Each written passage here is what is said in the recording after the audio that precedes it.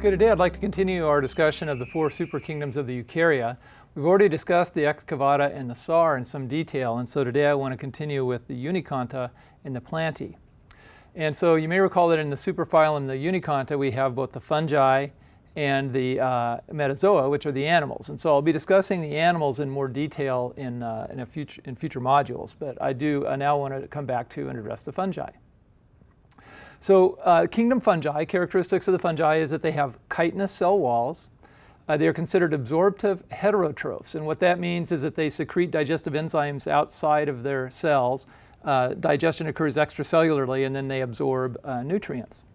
And then also, almost all of the fungi are multicellular. Yeasts are not, so that would be one group that is unicellular, but the rest are multicellular. And in terms of what they do in nature, most fungi are what we consider saprobes or decomposers. They'll basically feed on dead vegetation or even dead animals and help break them down. A few are parasitic, or I should say actually some are parasitic. Some are parasites of plants, some are parasites of animals. And then there's just a very rare example. There's one species that I can think of that is actually predatory. It actually captures and feeds on nematode worms that are crawling through them. So anyway, they're kind of unusual. So most are saprobes or parasitic.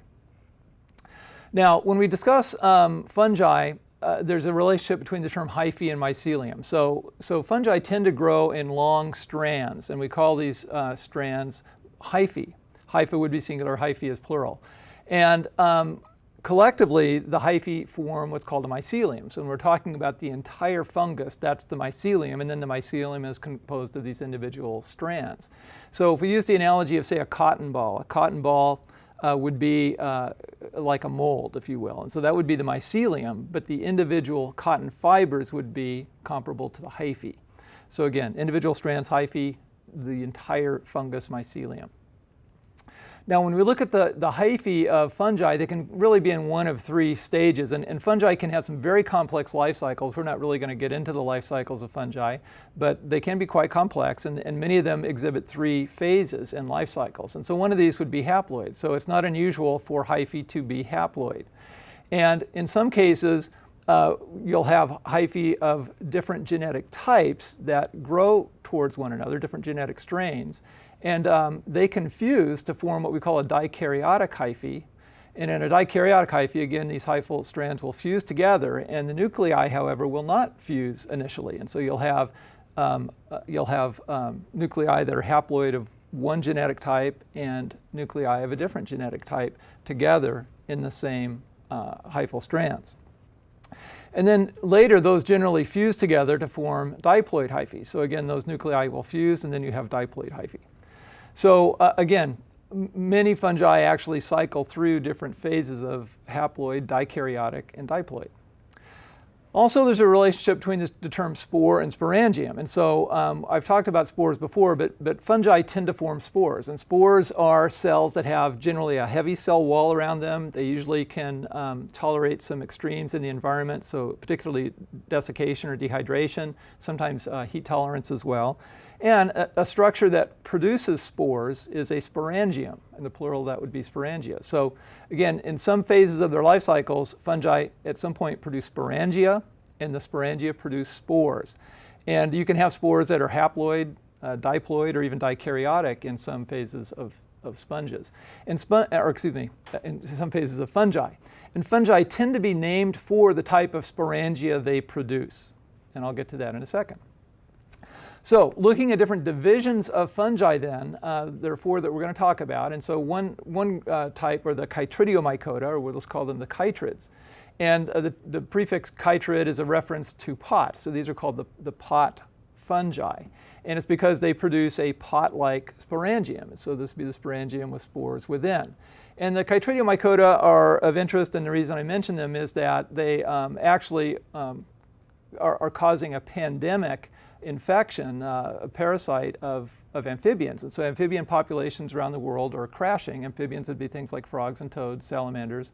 So those populations are crashing worldwide for a few different reasons, but one of the reasons is that they are suffering from this chytrid fungal infection, and that's wiping out populations, and it's a pandemic infection. It's all around the world, and we're not sure why that's happening and why that's happening now, but it is something of concern related to ecosystems. Another group of fungi are the zygomycota. The zygomycota are named for the fact that they have sporangia that form from a zygote. And so an example of this is the common black bread mold. And so again, we can see the hyphal strands here. They tend to grow together, forming a zygote, and then that zygote forms this large sporangium called a zygosporangium, and then the zygosporangium will release spores. And so the common black bread mold is an example of this, and the little black things that you see growing on the sponge actually would be these sporangia. A third division are the basidiomycota, and here they're named for the term basidium is Latin for a club, so they have club-like sporangia. And examples of the basidiomycota include mushrooms, puffballs, and here the puffball actually is releasing what looks like smoke, but those are actually spores. And also bracket and shelf fungi would be examples of basidiomycota. And so the basidiomycota, as I mentioned, produce club-like spores. And so here we're looking at the gills of a mushroom, if you've ever seen those. And we can see the sporangia lining either side of the gill here. And if we go up on a little bit higher power, again, you can see the club-like sporangium here. And then these are the spores that are being produced. So again, club-like sporangium, basidiomycota, and these are considered basidiospores. And then the last group are the ascomycota, and here the term asco is a reference to a sac, so these are sometimes called the sac fungi. They're sometimes called the cup fungi because many of them produce cup-like structures on which the sporangia are presented. So examples of ascomycota include truffles, morels, and you'll see that the morels here do have these cup-like features on their surface where the sporangia are located. And then also yeasts are included in the ascomycota, and the yeasts are the only unicellular fungus. And so yeasts are responsible, baker's yeast, brewer's yeast would be examples here. Also there are parasitic yeasts such as Candida, which causes a vaginitis. And again, as I mentioned, the ascomycota, oftentimes they present on a cup-like surface, and so these would be the sporangia here. And if we go up on a higher power, we can see that, again, the actual sporangia are kind of sac-like, and then the spores are usually linearly arranged here. Those sacs rupture, and then the spores are released. Also, though not an official division, a lot of times you'll hear about imperfect fungi, and the imperfect fungi are those fungi for which we have not identified sexual phases. And so a couple of examples would be Penicillium and Aspergillus. So again, we don't know if they don't have sexual phases or if we just haven't discovered the sexual phases yet. Okay, now the next superkingdom, the Plantae. Characteristics of the Plantae include that they are photosynthetic, they will have a cell wall, they are multicellular, most have tissues or at least some level of cell differentiation, and they practice what's known as alternation of generations, which I'll get to a little bit later. And so kingdoms within the superkingdom Plantae include the Phaeophyta, and the prefix phio means brown, and so these are the brown algae. So the algae, again, I've used that term before, tend to have really not true tissues. They may have some slight specialization of cells, but they don't really have well-developed tissues. And so an example of the Phaeophyta would be the local brown kelp that we see along our coastlines. And so when we look at algae, we generally refer to an organism as a thallus. And they typically exhibit a holdfast, which is not really a true root, but it just helps anchor the thallus to a surface. A stem-like structure that we find in algae we refer to as a stipe. And then if they have leaf-like structures, we refer to those as blades. And a lot of times associated with the blades of different types of algae, particularly the brown algae, sometimes those will have gas bladders associated with them. And those gas bladders are called pneumatophores. And those help hold up the blades in water, because again, they generally are covered with water and they have to float to get close to the surface so they can photosynthesize. So again, all of the plants are going to be photosynthetic, so they all have chlorophyll A, but they will have different types of pigments which give them different colorations. So the brown algae are brown based on the accessory pigments they have. And then another kingdom would be the Rhodophyta. Here the rhodo is a reference to red, so these are the red algae. And so again, red algae will have the same kind of characteristics. We look at blades, we look at stipe, they will typically have a holdfast and so on. But they have a different collection of accessory pigments and are considered more closely related to the true plant, so we'll get to a little bit later. The Chlorophyta are the green algae, And this group really has been split up into a number of subgroups or subkingdoms that I'm not going to get into, but they generally appear green in appearance. So the green algae, chloro is a reference to green. And again, these again would be a variety of different multicellular and some unicellular actually algae are included in this particular group. But this is the group that is closest to the true plants, which we'll now begin to discuss. So the kingdom Euplantae then would be the plants that we are most familiar with, the land plants in particular. So flowering plants, among other types of plants, would be the Euplantae. Now, I'm going to come back to the Euplantae in just a minute, but before I do that, I also want to discuss a group of organisms called lichens.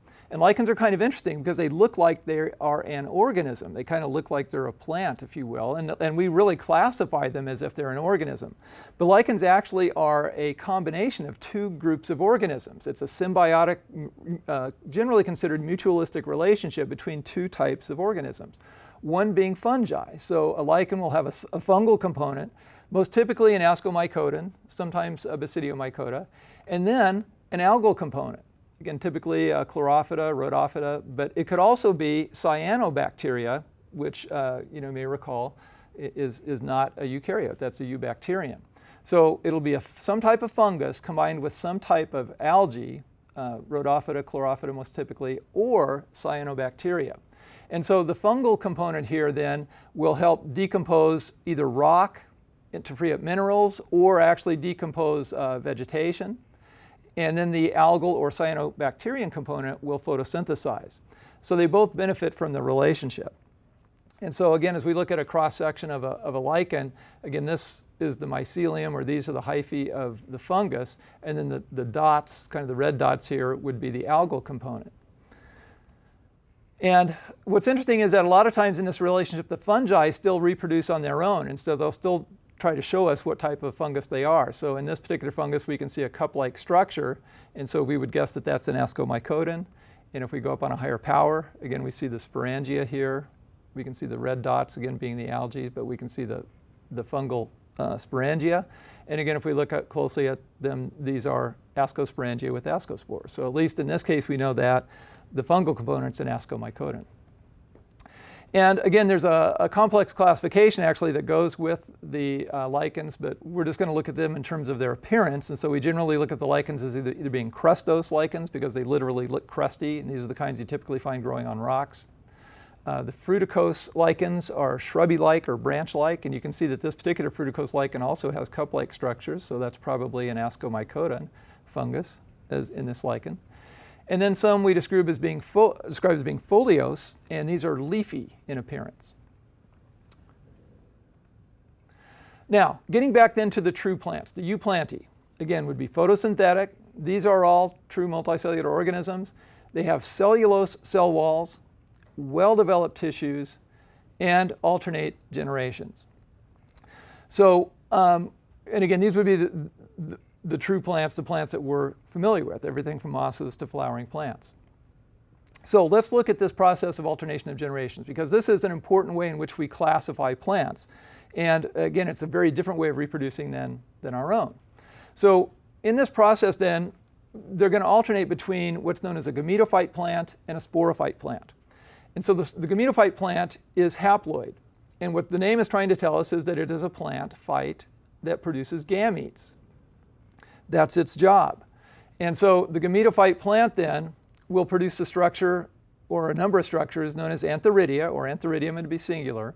And antheridium is responsible for producing sperm. The archegonium is a term for a structure that produces ova. And so the antheridium, as I mentioned, will generate sperm. And so everything that's colored white here will be haploid. So the sperm, of course, are haploid. Archegonium will produce ova. And then the sperm have to get to the ovum somehow. So in more primitive plants, they will swim. So they're actually flagellated sperm. In more advanced plants, the sperm is contained within a pollen grain, or it will be generated from a pollen grain. So this is part of how we separate and distinguish different types of plants. Now, the ovum, once it's fertilized by the sperm, of course, is now a zygote, and that would be a diploid cell. And then the zygote will mitotically divide to produce a new plant. And that new plant is a diploid plant, and it's called the sporophyte plant. So this is now a new individual. And the sporophyte is a plant that is going to produce spores. So at some stage in its life cycle, the sporophyte will produce a sporangium or a number of sporangia, and the sporangia, within its tissues, meiosis will occur, and haploid spores will be produced and then released. So in the case of plants, the true plants, the term spore has a very specific meaning. Here the spores are haploid cells, always. They're always haploid. And they're different from gametes like sperm and ova in that spores cannot fuse with other spores to produce a zygote. Only gametes are confused with one another to form a zygote. Spores cannot do that. So spores then are disseminated in one way or another and mitotically divide and grow into a gametophyte plant. Okay? So this is an important life cycle, and I really need you to review this life cycle several times and make sure you're very comfortable with the life cycle, because I will be referring to it many times here as we discuss other plants. And I'm going quickly, so be sure that you have a good foundation in this basic life cycle. So we refer to the haploid generation then, the gametophyte and its products then, as being the gametophyte generation. And we refer to the diploid generation as the sporophyte generation. So in some plants, the gametophyte generation is the dominant generation. And what I mean by that is that they are physically larger and they live longer than the sporophytes. So gametophytes might live years, literally, whereas sporophytes might only live days or weeks. And then in other plants, the sporophyte plant is the dominant generation, which will live for years or decades or even centuries, whereas the gametophyte may only live days or weeks. So that will be a characteristic we consider. And then also modifications in this life cycle distinguish different groups of plants as well. So again, we need this basic foundation, and it's important to have that before we go on. But I have to go on. So anyway, you should take a moment and try to get this foundation. Okay, now another aspect of plants that we look at is the presence or absence of vascular tissues. And so vascular tissues are tissues that conduct fluids. And there are two vascular tissues, xylem and phloem. And the vascular tissues are found in more advanced plants that have true roots, stems, and leaves. And we basically define roots as having vascular tissues in the center. Stems will have vascular tissues either peripherally arranged or scattered throughout. Leaves tend to have the vascular tissues arranged linearly.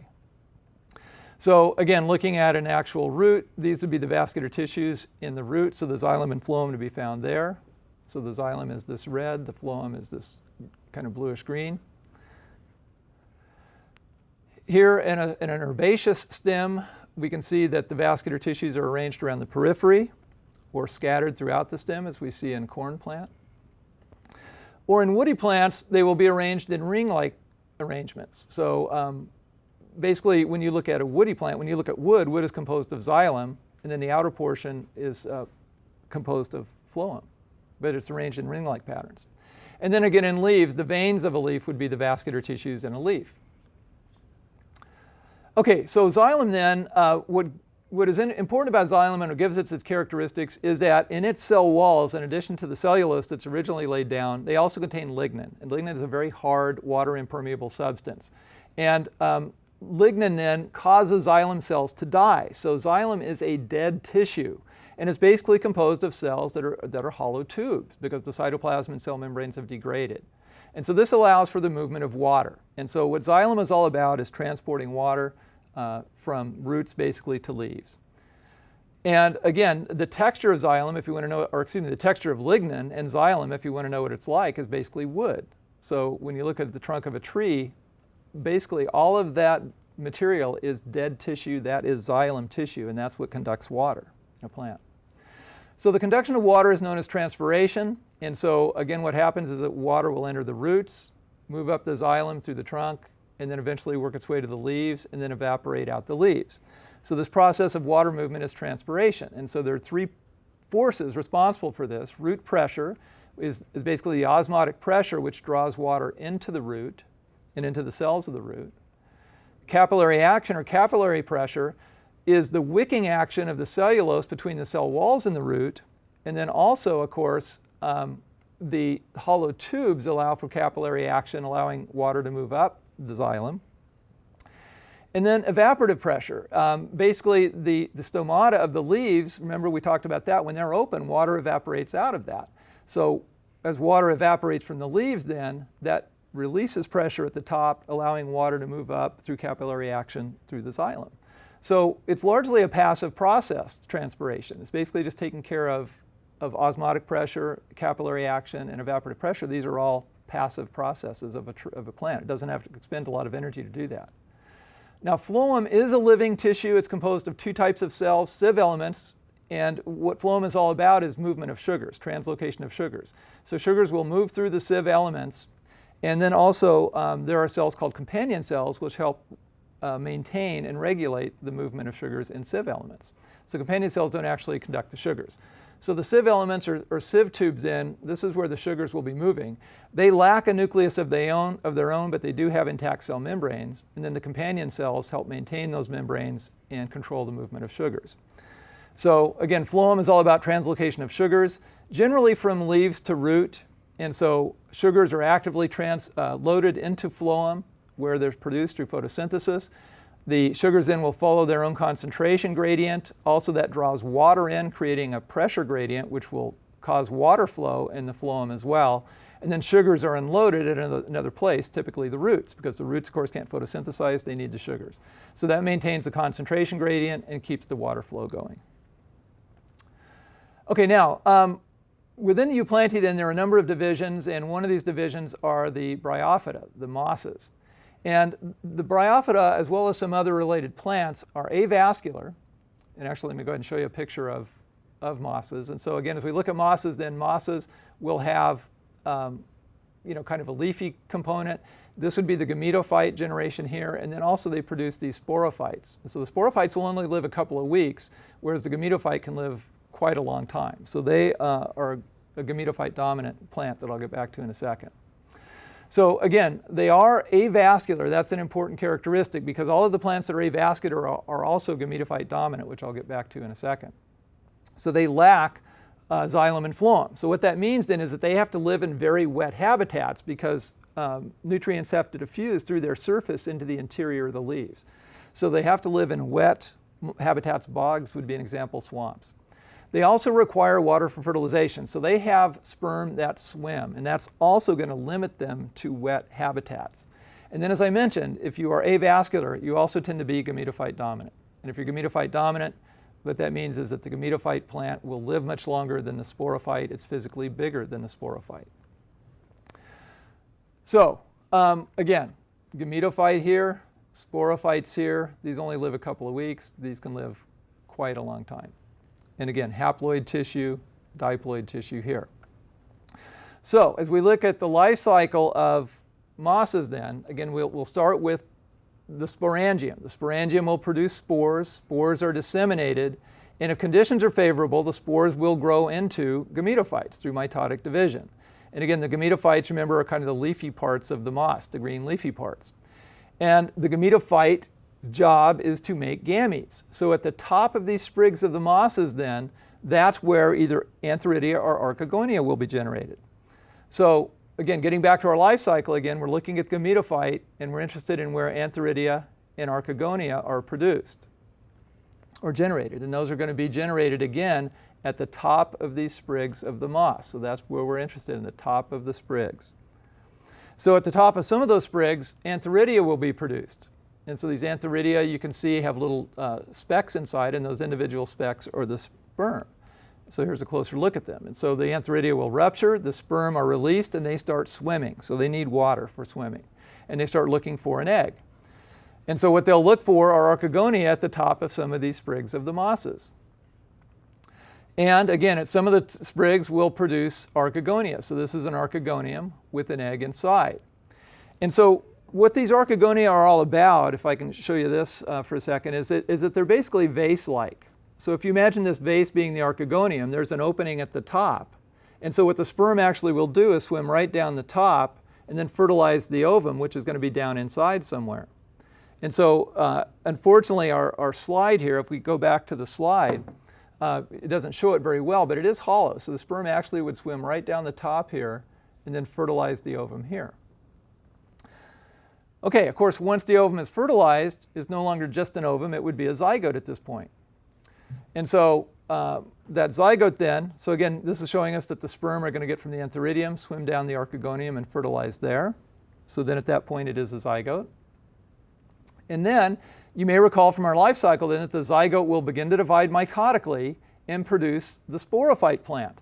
So again, at the top of some of these sprigs were archegonia. The zygote was fertilized there and it mitotically divided, and so this produced then the sporophytes. So these are the sporophytes here. So they grow right out of the top of the gametophyte. And at the top here, this capsule is also the sporangium. And so this is where the spores are going to be generated. This is where meiosis is going to occur. So again, fertilization occurs within the archegonium. The sporophyte is going to grow right out of the top of that.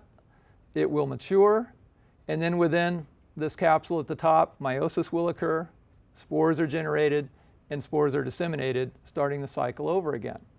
So those sporophyte plants then are only going to really live for, like I mentioned, a couple of weeks, whereas the gametophytes can then just continue to grow and get longer and longer and longer as long as they're in a situation that's compatible with that kind of growth. So again, we consider them gametophyte dominant because the gametophytes can live quite a long time. The sporophytes are physically smaller and they are short-lived. But this is a separate plant than this. So they're separate generations, gametophyte generation, sporophyte generation. Now, a couple of close relatives to mosses would include a group that are known as the liverworts. So again, they have the same basic kind of life cycle where they produce sporangia, spores, archegonia, antheridia, and again, depend on water for fertilization, and also are avascular. And then another example would be a group known as the hornworts, which again are just very close relatives of mosses and basically have the same situation where they are avascular, so they need swampy or wet environments and also require water for fertilization. All right, so as we move ahead then, we're going to begin to talk about vascular plants. And so vascular plants then were able to take advantage of slightly drier habitats. And so again, as we look in the fossil record, we see this transition then from those that are dependent on water for fertilization and those that are not. So we'll discuss that next time.